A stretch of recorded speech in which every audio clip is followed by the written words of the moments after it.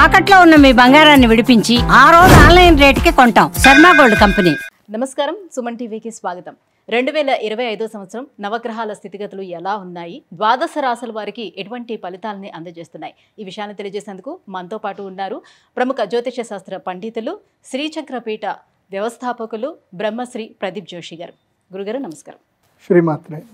గురుగారు, 2025 సంవత్సరం మరి తులారాశి వారికి దశ తిరగబోతుందా, ఎలా ఉండబోతుంది? శ్రీ గురుభ్యో నమః. శ్రీమాత్రే.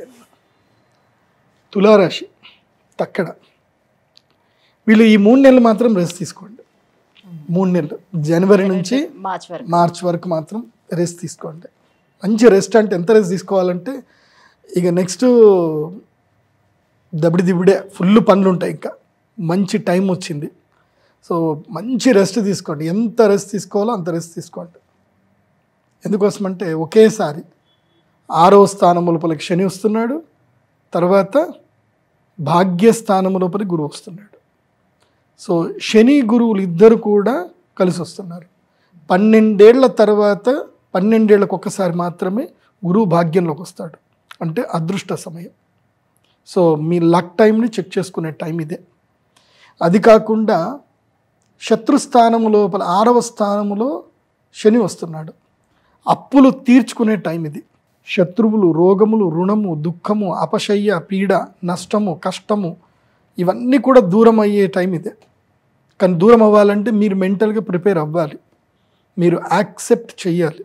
కొన్ని ఓటమిని యాక్సెప్ట్ చెయ్యాలి. సారీ చెప్పడం నేర్చుకోవాలి. సారీ చెప్పలేదా శని ఏం చేయలేడు. ఎందుకోసమంటే మనం ఎక్కడ పట్టుకోవాలి, ఎక్కడ వదిలాలి ఇది తెలుస్తేనే జీవితం. పట్టుకునేది పట్టుకోవాలి, వదిలాల్సింది వదిలేయాలి. ఇప్పుడు నా జీవితంలోనే ఒకటి జరిగింది. మేము ఒక చోట నేను వదిలేసుకోవాల్సి వచ్చింది. నేను ఏది ఒక భూమి అమ్మాలి. ఆ భూమి అమ్మాలంటే మా పాలి వాళ్ళు ఎవరైతే ఉంటారో వాళ్ళకి నేను డబ్బులు ఇవ్వాల్సిందే. వాళ్ళు 25 లక్షలు డిమాండ్ చేశారు, వాళ్ళకి ఇవ్వాల్సిందే. నేను ఇవ్వకుండా కోర్టుకు వెళ్తే నేను గెలవచ్చు, నా దగ్గర ఉంది, నేను గెలవగలుగుతాను. కానీ నేను గెలవడానికి నాకు 8 ఏళ్ళు టైం పడుతుంది. సివిల్ కేసు కదా, 8 ఏళ్ళు పడుతుంది.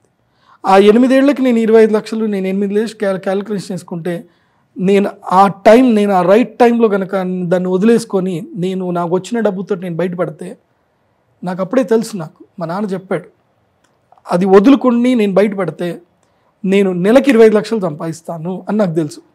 కాబట్టి నేను వదిలేసుకున్న 25 లక్షలు, వచ్చి తీసుకొని పో, నీది కాకపోయినా తీసుకొని పో, నేను వదిలేస్తున్నా అని చెప్పి వదిలేసుకున్నా. బయటపడ్డా, నెలకి 25 లక్షలు సంపాదించే స్థాయికి వచ్చా. అలా రావాలి అని అంటే కొన్ని వదులుకోవాలి. మెయిన్గా ఈగో వదులుకోవాలి. అన్నదమ్ముల మధ్యన వ్యవహారంలో ఏమైనా ఉంటే వదులుకోవాలి. ఇప్పుడు చాలామంది జీవితంలో ఇప్పుడు ఎవరైనా పల్లెటూర్లలో వాళ్ళ భూములు అమ్ముకొని వాళ్ళు సిటీకి వస్తారు. వాళ్ళు అక్కడ అన్నదమ్ముల మధ్యన కొట్లాట్లు అవి ఉంటే కొంతమంది ఏంటంటే వాళ్ళు ఊరు వదలరు. ఆ ఊర్లో కావాలంటే పొలం నాకు ఇచ్చేసి నేనే ఉంచుకుంటా, నీకు డబ్బులు ఇస్తా పో, ఊరు నుంచి వెళ్ళిపోమంటారు. కానీ అట్లా ఊరు వదిలి సిటీకి వచ్చి హైదరాబాద్లో ల్యాండ్లు కొనుక్కొని కోటీశ్వర్లు అయిన వాళ్ళు ఉన్నారు. ఇప్పుడు పల్లెటూర్లలో ఉన్నవాళ్ళు అట్లాగే ఉన్నారు, కానీ ఇక్కడ కోటీశ్వర్లు అయ్యారు. సో పట్టింపులు, చాదస్తాలు పట్టించుకున్న వాళ్ళు అట్లాగే ఉంటారు. పట్టింపులు, చాదస్తం ఏది లేదు. సమాజంతో మోడరేషన్గా ముందుకెళ్ళడం వాడే సక్సెస్ అవుతాడు.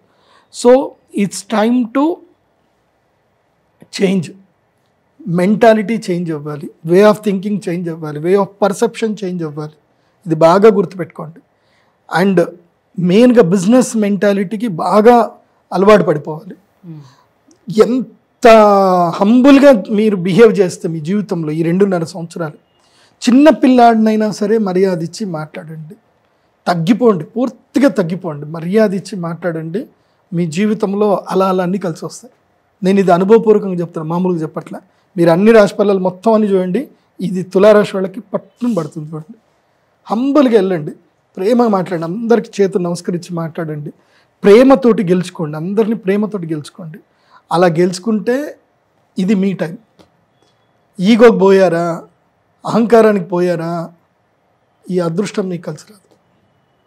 ఈ సంవత్సరం మొత్తం మీరు అన్ని అదృష్టం, ఈగో అన్నీ వదిలేసుకోవాలి. ప్రేమ కాదు, ఎవరు కనపడ్డా అందరితో ప్రేమ కనపడాలి. నీ ఫ్రెండ్ కనపడ్డా, నీ శత్రువు కనపడ్డా వాడితో వెళ్ళి ఒక సెల్ఫీ దిగిరా. నీ శత్రువుకి వెళ్ళి స్వీట్ పెట్టు, సెటిల్ చేసుకో. Settlement, it's time to settlement. ఇప్పుడు సెటిల్ చేసుకుంటే అదృష్టం వస్తుంది.